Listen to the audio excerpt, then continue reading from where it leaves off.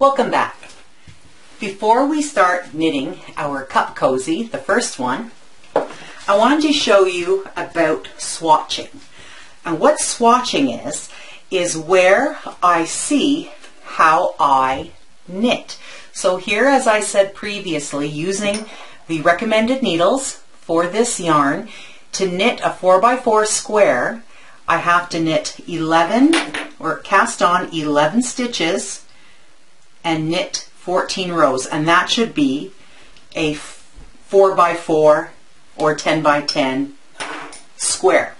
So what I did is I just knit this up, and you'll learn how to do this because it's the same thing, the same type of action that we're going to be doing to knit our cup cozies and our teapot cozy. So I cast on actually a bunch of stitches here, and how I'm going to show you how to count these stitches. I'll use this. So as you see there's these ridges. They go up and down and up and down. So what I do for every up down, that is one cast on type of thing. So how many I cast on, I'm just going to start with this one. You can start anywhere you want on the edge.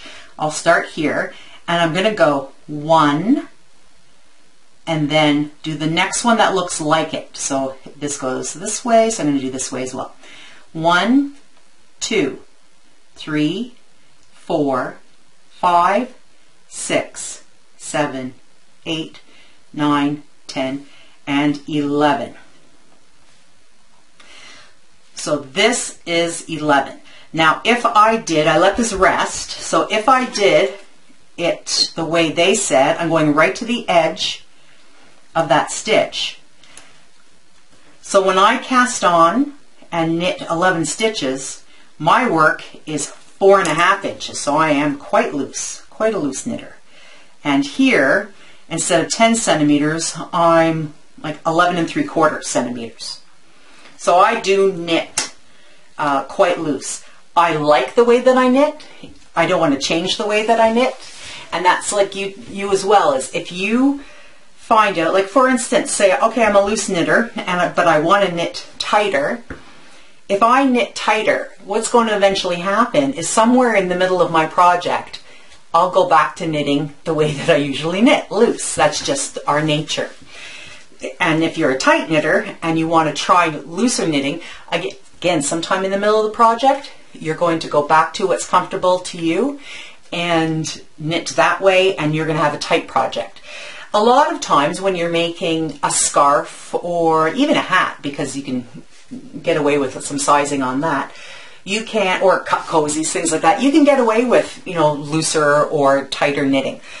Or instead of changing the way you knit, change the tools that you use. So you can use a larger or a smaller needle size for the project. And that really has more to do with when you're making knitted, like knitted wear type of thing. So sweaters or dresses or coats, things like that. So let's see 14 rows. So here is my cast on. So let's see, that's my cast on. So this would be my first knitted row. So 14 rows is supposed to give me 4 inches. 1, or this is 1, and then in the middle there, that would be the second one. So if I just count by 2s, the raised areas, I will get that. So I'll do 2, 4, 6, 8, 10, 12, 14. So right here is 14. Let me just secure that. So let's see, 14 is right here. I'm going to do that. And here, it is 14, isn't it? So here this is supposed to be 10 centimeters, and it's 8 centimeters. Let's do that again. 2, 4, 6, 8, 10, 12, 14. Yep. So I actually am tight, I'm loose with my casting on and stitches going this way, but I am a little tighter when I make my rows, when I progress. So that's interesting to know for when I want to look at a pattern and use their suggestions. But if I know the way that I can knit, then I can adjust it for me. But for beginners, that's just good information to know at the beginning.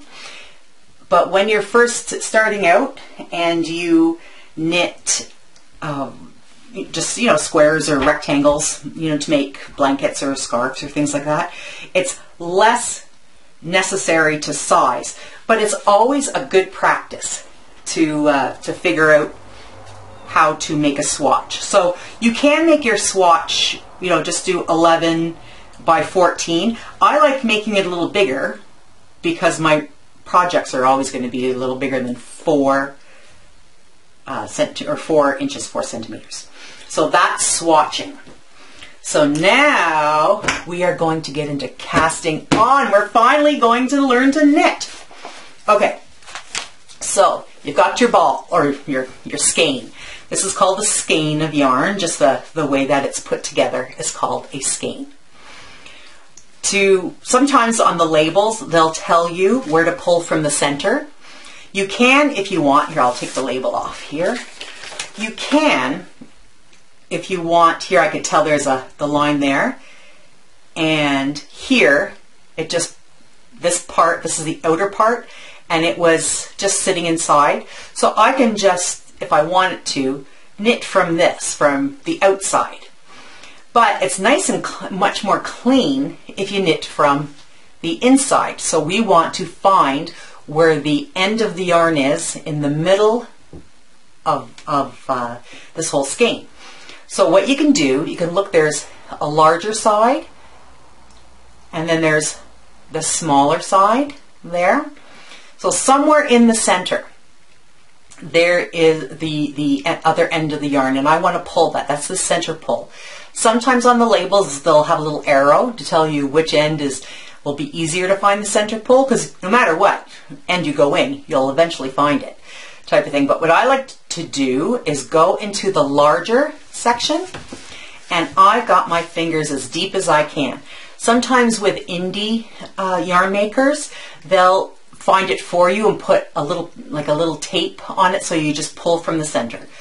So here I'm not looking for it with my fingers. I'm just going to grab a little bit of yarn from the center, and I'm going to pull, and there'll be a bunch that comes out there like that. And then in here I will find the other end, and all we do is we'll be knitting that up, and it'll go fast. And then eventually what we do is just keep pulling from the center, so it's nice clean yarn that we will be using. Okay, let's find this end. Okay, I have the end. So this is from the inside. This part I'm going to call my working yarn. So this is the yarn that I will be adding to the project to make more stitches. I'm just going to put that somewhere near me. And this little bit, I'm going to call this the tail. A lot of times, and I know I'm going to promise you'll do it, you'll grab the tail by accident and start knitting with that.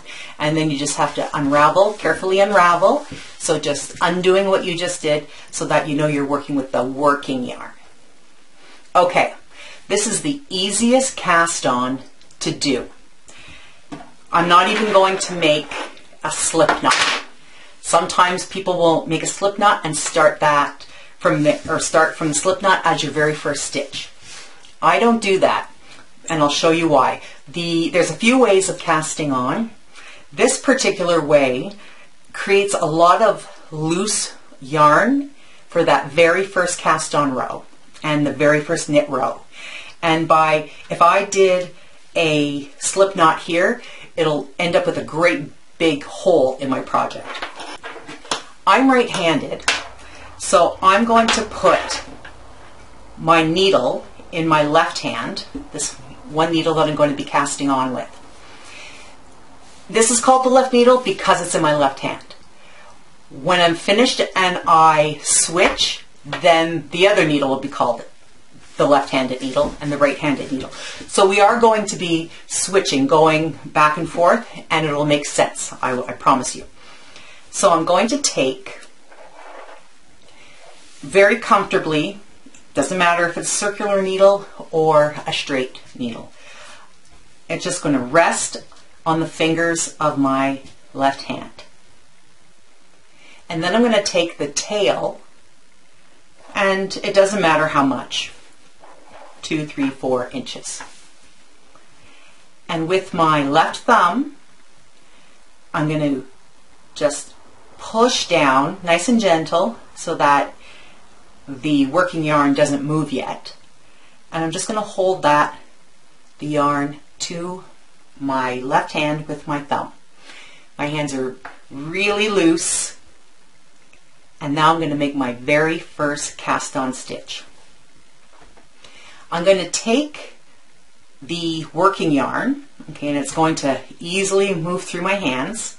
I'm going to take the working yarn and just lay it across my right fingers. Palm is up, and then I'm going to point my thumb towards me.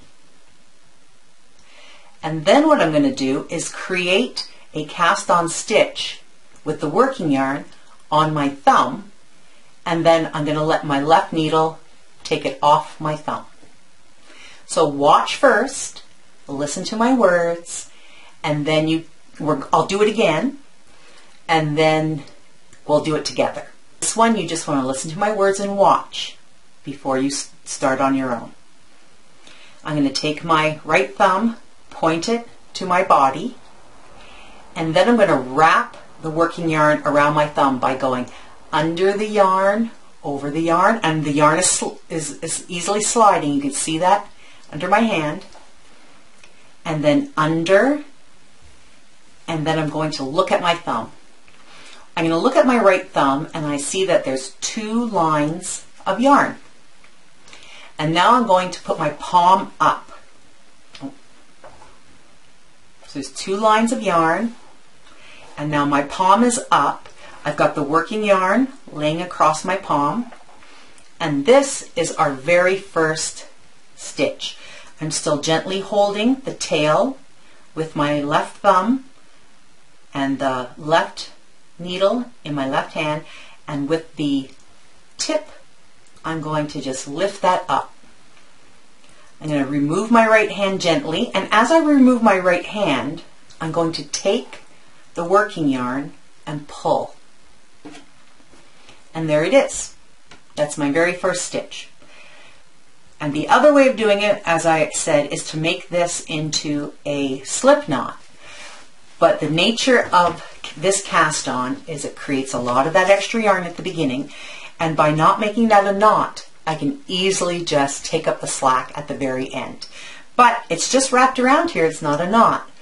So I have to be careful not to undo it. But even if I do undo it, I can just cast on again. So I'm going to do that again. I'm going to cast on 10 stitches. There's 1. Working yarn is across my right palm. My right thumb is going to point to me, go under the working yarn, over, under. I see 2 lines of yarn. I'm going to just turn over. My palm is facing up. Here's my work in my left hand over here. This is my working yarn, and I'm going to lift that stitch off my thumb. So it lifts off, and now I'm going to just carefully remove my right hand, and as I'm removing my right hand, I'm going to take the working yarn and pull that slack up. So I have 2 identical stitches now. Now we want to make sure again that the stitches are able to just move freely along the knitting needle. We don't want it too tight. So here I go again. I'm just going to make sure that I'm holding my tail nice and gentle. And I'm going to take the working yarn right here in my right hand. My thumb is going to point at me. I'm going to scoop below and over, below, and then I'm looking at 2 stripes of yarn. I'm just going to move my left needle down so it's 1 stripe of yarn when you're looking at it, and then I'm going to turn it over. And I'm going to scoop that up and pull to tighten it up. That's my 3rd cast on. I'm going to speak and move a little faster now. Comfortably holding the left needle and the yarn and the tail. I'm going to put my right palm so it's got the working yarn. My thumb is pointing towards me. I'm going to go down and up and down and up. I see 2. I turn over. I see 1. I scoop that up. Move my right hand down to pull on that slack a little bit. There's 4. Again. Now this time, because that's on there, I don't need to hold the tail. I can just gently hold the left needle and allow the stitches to move. Another cast on stitch. I'm going to lay across the working yarn, down and up, down and up. See, that was a little faster. Turn it over, scoop it up. There we go. There's 5. I'm going to do that again. Working yarn. Down and up, down and up. I see 2. I turn over, I see 1, and I scoop that up. So now I have 2, 4, 6. Scoop down, go up, scoop down, go up. There we go. And scoop it off. 2, 4, 6, 7. That's a lot of working yarn. Down and up, down and up. I see 2. I turn over, I see 1. I scoop it up. My right hand pulls. 2, 4, 6, 8, and we do 2 more.